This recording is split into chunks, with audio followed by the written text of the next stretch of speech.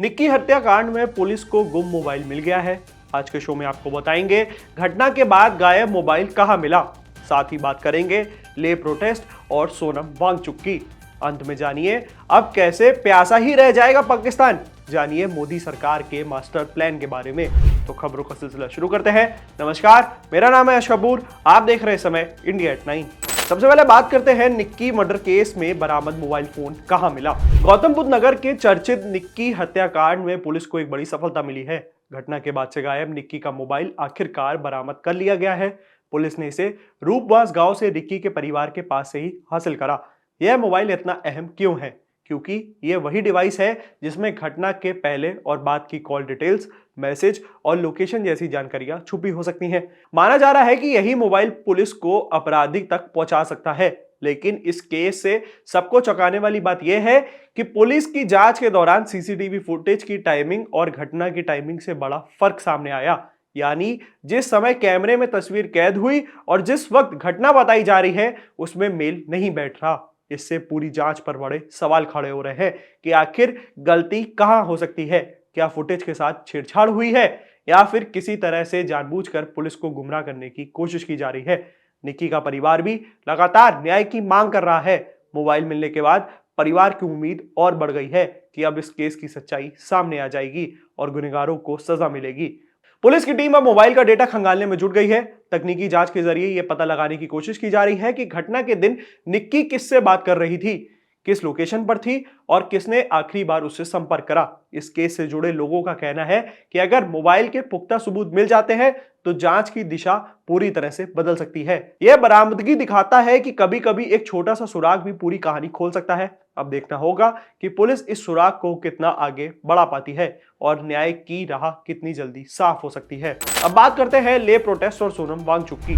ले में इन दिनों माहौल बेहद गर्म है। हजारों की संख्या में लोग सड़कों पर उतरे हुए हैं, जिनकी मांग है कि लद्दाख को राज्य का दर्जा दिया जाए और छठी अनुसूची में शामिल किया जाए। लोगों का कहना है कि राज्य बनने से यहाँ की पहचान, संस्कृति और संसाधनों की सुरक्षा हो पाएगी। इस आंदोलन का चेहरा बने पर्यावरण कार्यकर्ता सोनम वांगचुक, जो पहले भी लद्दाख और हिमालय क्षेत्र के संरक्षण को लेकर आवाज उठाते रहे हैं। लेकिन इसी बीच केंद्र सरकार ने बड़ा कदम उठाते हुए सोनम वांगचुक और उनकी संस्था के खिलाफ एफआईआर यानी विदेशी कानून के उल्लंघन को केस दर्ज कर लिया है। एजेंसियों का कहना है कि उनकी संस्था ने बिना अनुमति विदेशी फंडिंग ली है। हालांकि सोनम वांगचुक और उनके समर्थकों का कहना है कि यह कार्रवाई आंदोलन को बदनाम करने के लिए की जा रही है। लेह में माहौल इतना तनावपूर्ण हो गया है कि कई जगह सुरक्षा बल तैनात करने पड़े हैं। इंटरनेट सेवाएं भी रोक दी गई हैं।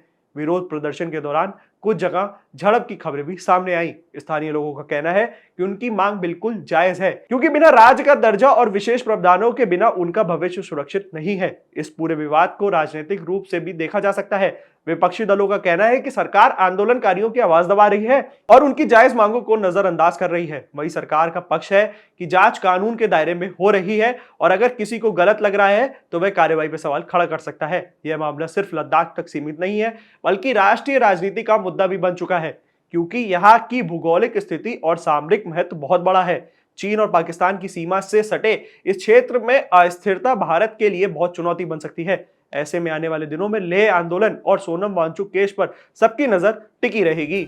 अब कैसे पाकिस्तान प्यासा ही रह जाएगा, आपको ये बताते हैं। भारत सरकार ने सिंधु नदी को लेकर बड़ा फैसला लिया है। अब पाकिस्तान की ओर बहने वाले पानी को रोका जाएगा और अगले 1 से 1.5 साल में इस पानी को भारत के कई राज्यों की ओर मोड़ दिया जाएगा। केंद्रीय जल संसाधन मंत्रालय ने एक विस्तृत योजना बनाई है, जिसके तहत दिल्ली, हरियाणा, पंजाब और राजस्थान जैसे कई राज्यों में इस पानी को फायदा दिया जाएगा।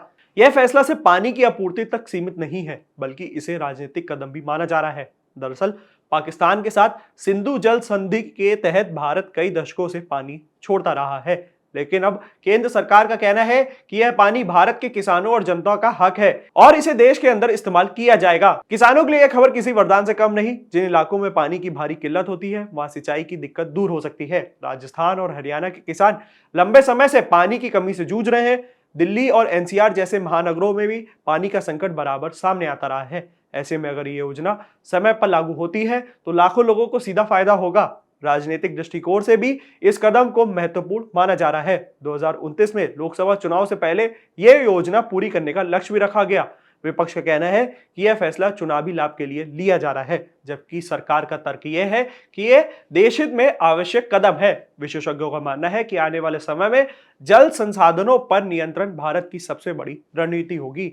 जलवायु परिवर्तन और बढ़ती आबादी के बीच पानी का सवाल और भी गंभीर हो जा रहा है। ऐसे में केंद्र सरकार की यह योजना न सिर्फ किसानों और आम लोगों के लिए राहत लाएगी, बल्कि एक बड़ा संदेश भी देगी कि अब भारत अपने संसाधनों पर पूरी तरह अधिकार जताना चाहता है। तमाम ऐसे न्यूज के वीडियोस के बने रहिए हमारे साथ, देखते रहिए India.com। Thank you for watching.